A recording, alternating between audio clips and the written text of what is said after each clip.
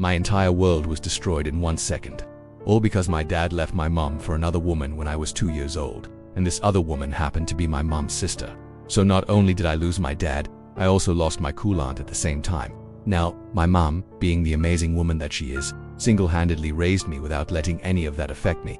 She always told me that family wasn't about blood or anything like that. It was about the people who showed you love and were there for you. Those were your real family. I grew up believing that, which is why I had no problem calling my mom's best friends mom and dad if they were around more than my actual dad, which was most of the time because he was an astronaut and away on missions half the year.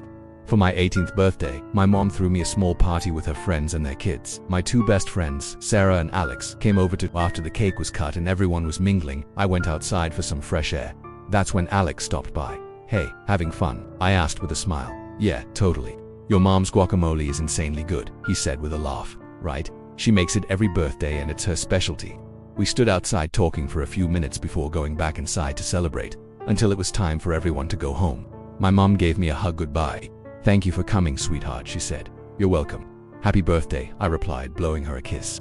As I watched them all drive off, I walked back inside and went upstairs to open my presents. There were clothes, makeup, jewelry, and even an opportunity for me to travel to Paris with Sarah during summer break, which we squealed about. Then I got to my mom's gift to me. It was a small box wrapped in a big bow. My mom knew how much I liked nice stationery, so she probably got me a journal, I thought. I ripped off the bow and opened the lid. Inside was another box. What was she playing at, I thought. I opened the box to find a beautiful silver locket necklace. It was engraved with flowers and little diamonds. On the back was an inscription: "To my greatest adventure, may it be filled with love and happiness forever." Below that was a date, August 26, 2004. I turned the locket over in my hands, confused. I asked Siri, but it didn't recognize the date. I shrugged and put it away for now. I would ask my mom later. Fast forward to June. I graduated high school that month and started planning what I wanted to do with my life. The whole Paris trip. Here we come, I thought. That's when my boyfriend, Chris, popped the question. Would I move in with him after graduation? He wanted us to start our lives together and I couldn't say no. So we started looking for apartments. One day while Chris was out running errands, I called my mom for advice. She cheered me up and gave me pointers. But then she said something that shocked me. "By the way, honey, I'll be moving to Florida in a few months." She said, "What? Why? When?" I bombarded her with questions. She explained that she and her best friend were going to open up a bakery together down there. "Oh, okay. Will you visit?" I asked quietly. "Of course, pumpkin. Don't worry. It'll just be like I'm moving down the street," she said reassuringly. "Okay," I whispered, hanging up the phone. I felt a tear roll down my cheek. What? This can't be happening. I just graduated high school. How am I supposed to move out and start college in an apartment without my mom? I immediately called Chris and told him to come home. Once he got there, I poured my heart out to him. He held me close, whispering sweet nothings in my ear and promising that everything would be fine. At the end of the day, I knew he was right. My mom was right. Things would be fine. I just needed to get myself together. Exactly 1 month later, Chris and I moved into our first apartment together. I picked out some furniture, new bedding and pictures for the walls. Then I found a good spot for my mom's gift. Hanging it up on the wall, I thought about how cryptic it was. It was strange that she would give me a necklace with a date that meant nothing and she didn't tell me why. Then it hit me. Maybe she was hinting that she wanted me to give her the gift on August 26th. No, that couldn't be it. It was just a thought. Still, I decided to follow through with it. I figured she would either laugh it off or go along with it. Best case scenario, I actually got to give her a nice present. Worst case, she would think I was crazy and give me a hard time. I told Chris my theory and he loved it. "That's perfect. Let's do it," he exclaimed. He helped me plan it out. He agreed to propose to me on August 26th, and I would give my mom the necklace as a hint if she played along. Then great. If not, then whatever. I really wanted to marry him anyway. The next few months flew by. Chris got me a cute little dress and we planned for the proposal. Meanwhile, I wrote my mom a card explaining everything. I told her that I would be giving her the necklace, but if she didn't go along with it, I wouldn't be upset. I just wanted her to know I appreciated her and I loved her. On the 26th, I wore the dress Chris picked out for me. It was light blue and very pretty. I did my hair and makeup, put on the locket, then waited for Chris to get ready. He looked handsome in a gray suit. We exchanged smiles and hugs, then headed out to dinner at a nice restaurant. Halfway through, he got down on one knee and pulled out a beautiful silver ring. My eyes welled up with tears. "Chris," I stammered, but he cut me off by kissing me passionately. "Don't speak. Just look at the ring," he whispered. I nodded, looking into his loving eyes. "Yes," I breathed out, unable to utter another word. He slipped the ring on my finger and I hugged him tightly. "I love you," I cried. "I love you too," he whispered. We took a cab home, giddy with excitement.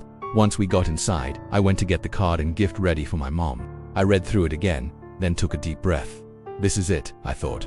Time to give my mom the news. I grabbed my phone and dialed her number. On the other end, I heard a muffled voice. Hello, hi mom. I have some news to share with you. I need you to meet me somewhere so I can give you a gift, I said, trying to sound nonchalant. Oh, what is it?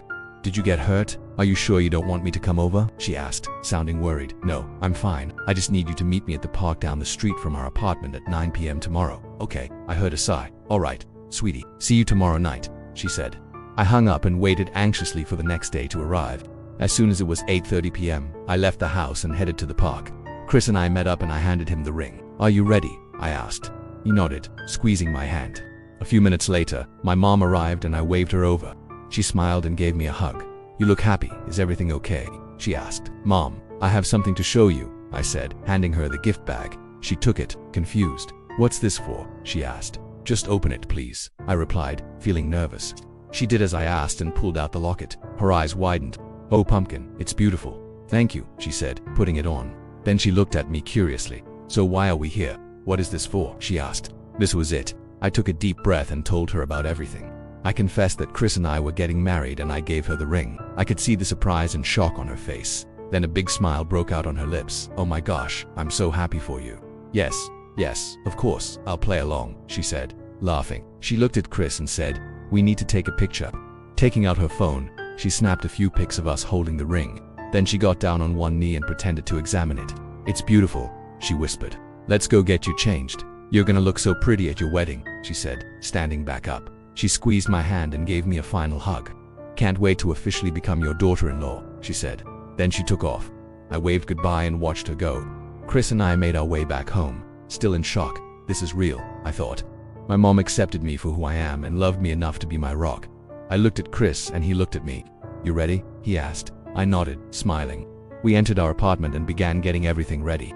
A couple hours later, my mom returned. Okay, let's do this, she said with a smile. She pinned something onto my dress, then helped me put on my shoes. There you go, all set, she said. Stepping back, she admired me. You look so beautiful, she breathed out. Thank you, I whispered. Tearing up, I took a deep breath and tried to calm down. It was time. I gave my mom one last hug before walking out with Chris. Outside, I heard a loud bang, then everything went black. Turns out a drunk driver crashed into us. My mom died instantly and Chris was taken to the hospital. I survived, but barely. When I woke up, I was covered in bandages. I was in immense pain and my body felt heavy. That's when I realized I couldn't feel my legs. I had lost both my mom and Chris. I was all alone. I screamed, "Why?" at the top of my lungs, then went back into unconsciousness. When I finally regained consciousness again, it was to see a physical therapist by my side.